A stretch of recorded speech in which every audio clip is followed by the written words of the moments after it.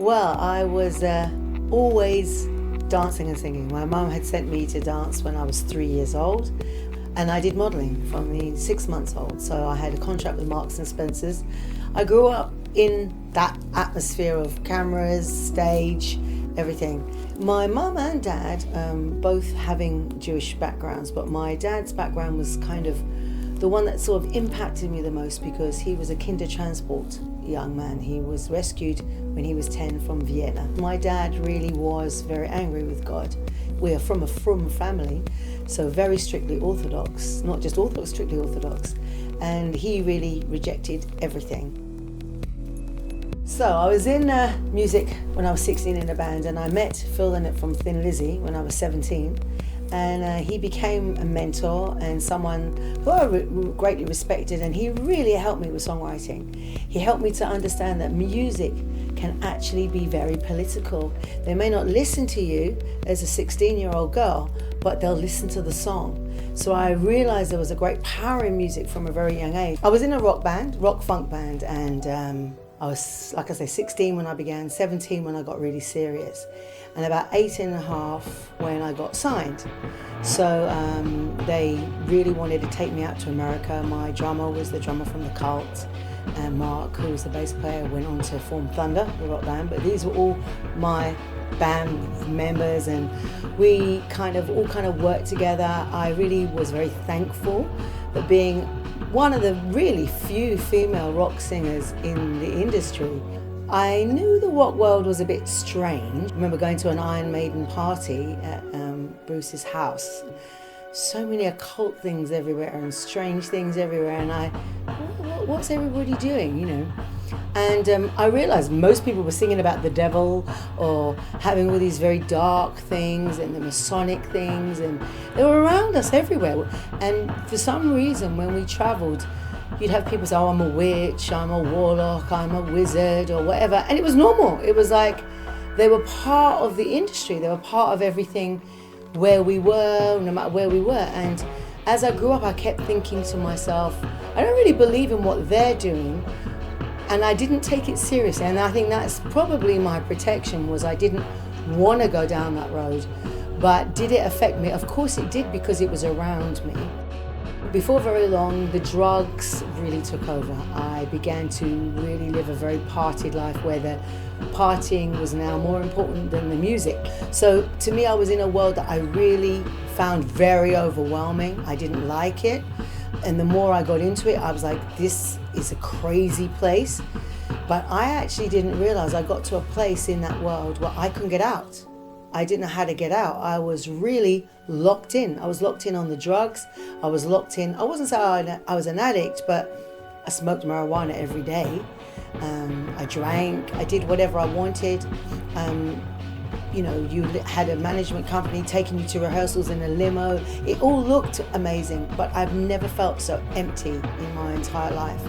And I could sense that something really wrong was going on around me. There was an encounter I had with a Satanist who was a musician friend of mine. I never forget it because it was a strange thing that I said. And I picked up this cross and I said, why are you wearing even a cross when you don't even believe and it's upside down? And he said to me, don't mess with this. And I said, doesn't frighten me. The God of Israel will deal with you head on. And I remember walking away thinking, yeah, the God of Israel is the God of Israel. He's the God of it all. So I realized there was a faith in me. There was something burning in me, but I didn't know where it was leading. So because I'd come to such a crucial crossroads, classic rock and roll crossroads in my life, the question in my heart really was, Jesus, are you who you really said you are? Because if you are, it would change everything in my life. I now was really searching for an answer about life itself, because it all felt empty, hollow. The food didn't taste well. I was living this, what looked like an amazing life, yet it had no satisfaction at all. And I got to the place where I actually thought I was going to die. I could hear so many different spiritual things. All those things of the occult that I'd seen became very, very real in my life. And without going into it in full, I then just got on a plane and I went home, and I left the band, I left everything, and went home to London. And I felt very confused because I knew I'd walked away from everything that I'd done for the last 5-7 years. I decided to meet a friend of mine from Light of the World, a bass player, at the Leisure Centre in Tottenham, and just said, let's meet up. We haven't seen each other for a long time. I've just got back from New York. And I heard this sound of music, and I thought, it was a really unusual sound. And he was really late. He never turned up. I'm waiting in the reception area. And somebody just said, do you want to go in and have a listen? So I thought, okay, let's go in and have a listen. And I went in and I realized suddenly I'm in a church, and I would never have walked into a church. Just wouldn't have been me.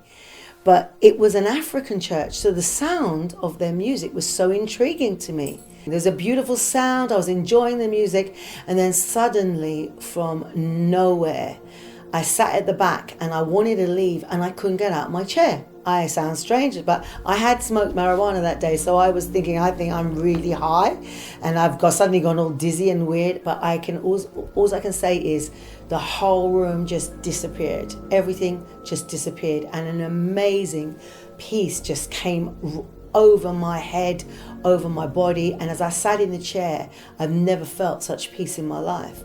And in that moment, I heard a voice speak directly into my being. It's like into my DNA. And it just said, Madeleine, I am who I said I am. And in that moment, I just knew I was talking to Yeshua. I was talking to Jesus. And I remember sitting there saying, you are our Messiah? And he said, I am who I said I am. I just began to cry, and I was like, but I've sinned. Oh no, it was you. And suddenly the room began to fade back a little bit, and I heard, because the preacher had now come on, I now had realized I'm sitting in a church, but I'm having all this experience at the same time. And suddenly this man says, does anyone need Jesus? And I literally saw myself jump out of the chair and run to the front. I didn't even know to run to the front, but I just run to the front. I did the prayer with the preacher. I don't know what anyone was saying to me. Somebody gave me a paper and said, give me your address. I gave them the address, but I'm still overwhelmed. But as I began to leave the place, this peace came over me, and I felt like my sins had been forgiven. But this terrible sorrow hit me immediately. You mean we didn't understand who you were? My Jewish roots began to become so strong, and the pain, and I began to cry and cry that we had rejected him, that we had not understood who he was.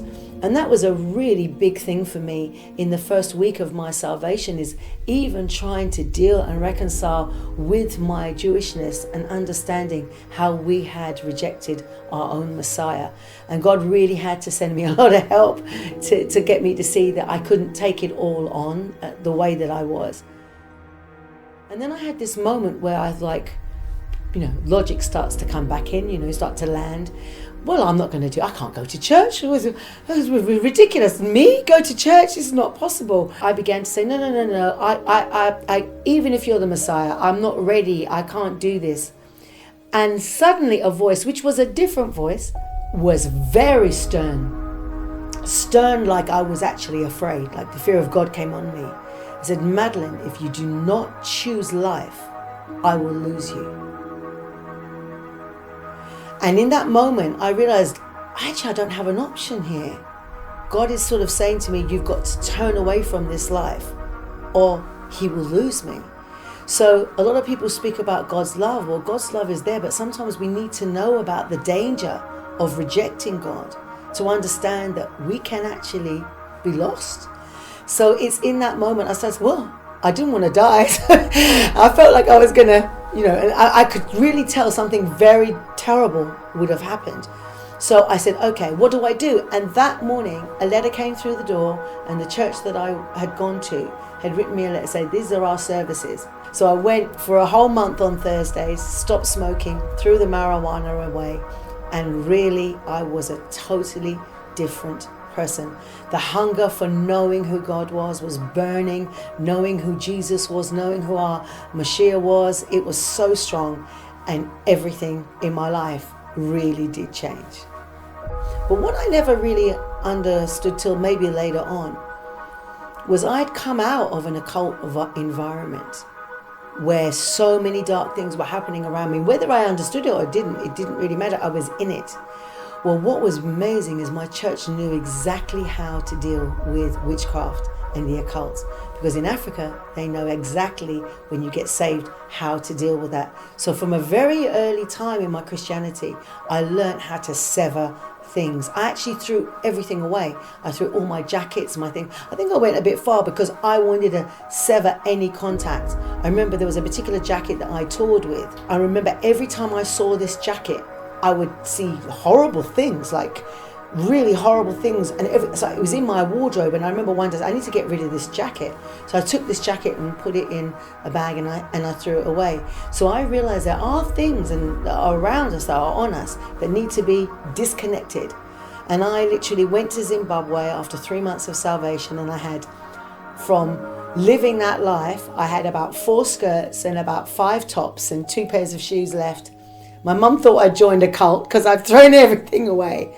But I was the happiest that I've ever been in my entire life. I was at peace, I could sleep, and I knew that God had given me a second chance. And 10 years later, I was ordained as a pastor in the city of Manchester. Here I am, a Jewish, Celtic, Messianic, Pentecostal. But what happened was, after 10 years of pastoring the church, I felt God begin to speak to me about who I was very, very strongly.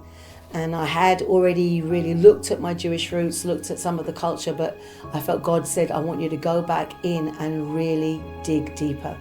So I began to go back into my Jewish culture. Now, of course, being in an African church, it seemed so irrelevant at the time, but I began to get reconnected within my Jewish community.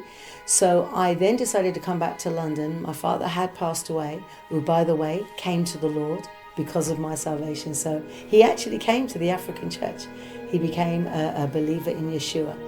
Got back into my Jewish roots, and then I decided, right, I'm going to learn Hebrew and go back into the depth of my culture. Not knowing why, I didn't know why. I just felt it was helping my preaching.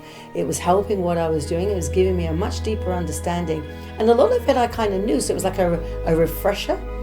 But then I started to delve into the feasts. And when I was going back into the feast, I sort of got blown away at how much Jesus was so relevant, especially the Passover. But so much of the feast began to blow me away. So that's when a totally different journey began. And then I also began to teach the Hebraic feast to pastors, bishops, people who wanted to know. And I was quite surprised that a lot of people wanted to know. The most amazing thing about the Jewish feasts, they're all amazing, tabernacles and Sukkot, but the one that blows my mind every time I do it, every time I think about it, of course, is the feast of Passover, Pesach. Now, this feast really is Jesus and the sacrifice. We see in the book of Exodus how God used this story of a lamb being slain and his blood put upon the door, in the shape of a cross, amazingly enough, so that his people could come out of Egypt to worship him. And when I realized that Jesus took that exact meal, and on the day of Passover they went to the upper room to celebrate this meal, this is where First Communion began. This is where communion began. And he said, this is going to be me. Our great high priest is our Passover lamb. Even now, if our Jewish community could understand that, a lot of people, I remember this Jewish lady coming to me saying to me, there's a lot about Jesus I can understand. He's a Jewish man just like we are. But what was the cross about?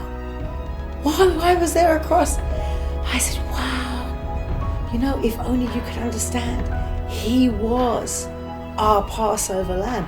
He died for the sins, not just of Israel, but of the world. If we can comprehend that our Passover lamb died, our own high priest, our Mashiach, paid the price for our sins, the scales would fall away. Jesus in the Passover is the most precious, amazing gift that was given to us as human beings on the earth. And if there was anything I could say to my Jewish community, just understand this was not just a man, this was God paying the price for sin for all time.